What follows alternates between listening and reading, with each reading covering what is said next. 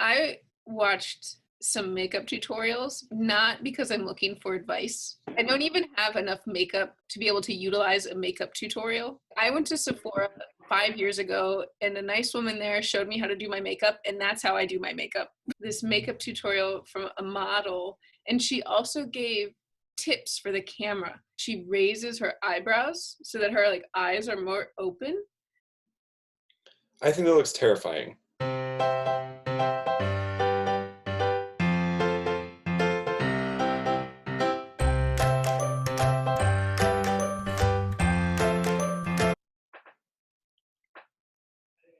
Where's my L'Oreal contract? Anyway, Murder, She Wrote. Murder, She Wrote.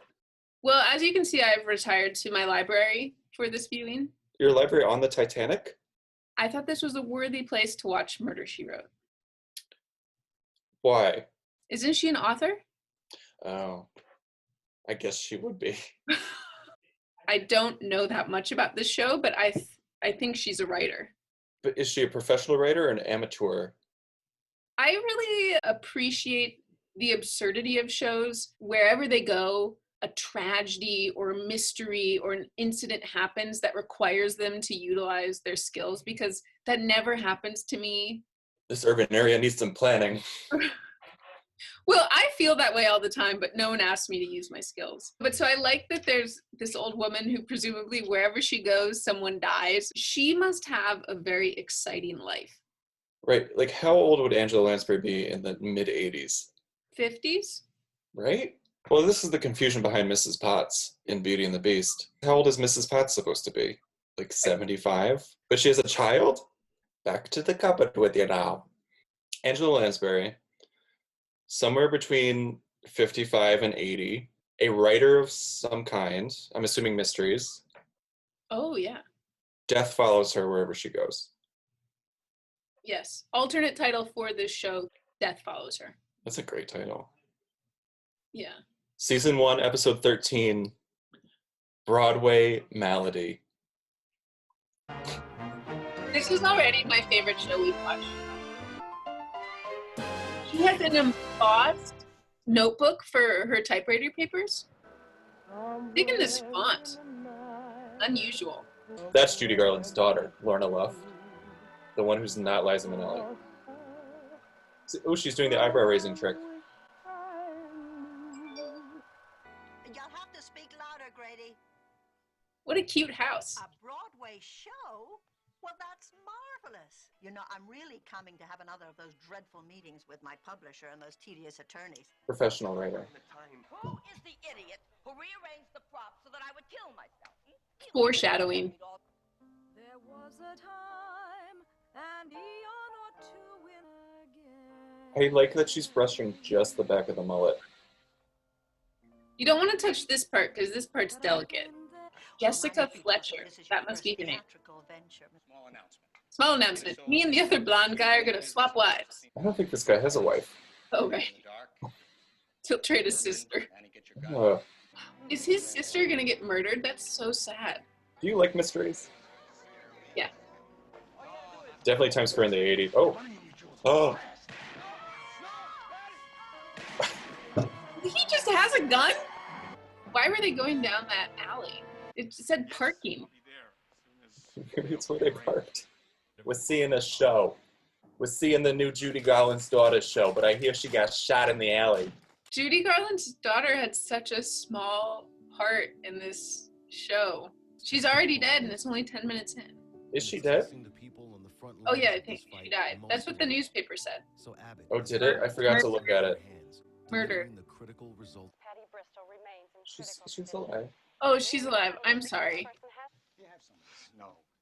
Look, carrots and celery, so healthy. Oh, I thought it was gummy worms. He shot her. What's the point of that scarf? Unless he shot her for some reason other than her money and her jewelry. Well, if you take it off, her head falls off. Is that going to be a clue later? I don't know, but I like this garment. Cabot Cove, that's where she lives. How do you know that? She just said we don't have this in Cabot Cove. See for yourself. That's not allowed. She'll be fine other than the extreme psychological trauma she suffered. Growing up as Judy Garland's daughter. So Kate was the understudy, but now she's not getting the role. They brought in this other actress. Good for you for keeping up. If she dies, then we know it's Kate. Okay. Oh. What is that? What is that thing? South Street Experimental Loft Theater. I am in. Zoobadoo-bop-bop-a-doo. Ooh, she drank the whole thing, and the gas is on, and pills. Oh, this is staged. Mr. Barry Bristol, please report immediately to intensive care. Paging Mr. Herman. Mr. Pee Wee Herman.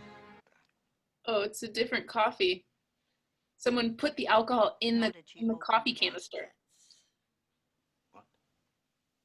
Your mother always kept a... Oh, good job, Alexis. Oh, Barry, why are you being so difficult? I like the sight of Jessica Fletcher. I am concerned for her personal safety.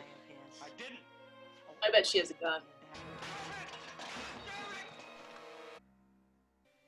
Siri, how tall is Angela Lansbury? Angela Lansbury is 5 feet, 8 inches tall. I love it. Do you have a picture of Abraham Lincoln behind her? Well, tell me about Kate. Yep. Ha! Oh, I liked it. yeah, I just have one word, fabulous. I love older women with their hair done up and lots of blue eyeshadow. And Angela Lansbury is no nonsense. She's sassy and she's straightforward, and when she needs to be, she's aggressive. I like it. What is Jessica Fletcher's day-to-day life when nobody's dying? Probably pretty awesome. She probably wakes up in the morning and has some tea. Then she does light exercises, like some stretching and To balance. swing into action each morning. After I get out of the shower, I give myself your stomach in, pressing your lower back into the floor. Mystery about herself. And I think that can continue to... In a beautiful bathtub. She spends an hour ruminating on the work of Abraham Lincoln and his long-lasting legacy. She probably goes for a walk around her beautiful neighborhood, and definitely a street that has a lot of rhododendrons. Big, beautiful flowers. Do you think she has a pet? I'm unclear on that. Based on the fact that there are so many episodes of this show, I don't think she's at home enough. To take care of it, right? Yeah. Maybe a turtle. She probably then, after her morning walk, she goes home, she probably writes for a couple hours, has a light lunch, does a couple more hours of writing, does another walk around the neighborhood in which she invariably runs in to a neighbor who is a wonderful character, and they chat for a while, and maybe she goes to the store or to the cafe and she's friends with everyone. People give her free things. Like probably when she goes to the cafe, they're like, "Oh, Jessica, we're so happy that you're here." And they give her a little free cappuccino, or a little scone, maybe a biscotti. She walks back home. She has a salad for dinner, maybe with pasta and a glass of wine. She's a very moderate drinker, but she does enjoy her wine. I don't think she has a TV. I suspect she reads. So her evening is spent reading other people's work. Occasionally it's mysteries, but she actually tends more towards autobiographies. She retires at night in an evening gown, silk, with a matching robe. Does she have lovers? Oh, of course. But they get more attached than she does. Half of them die, so...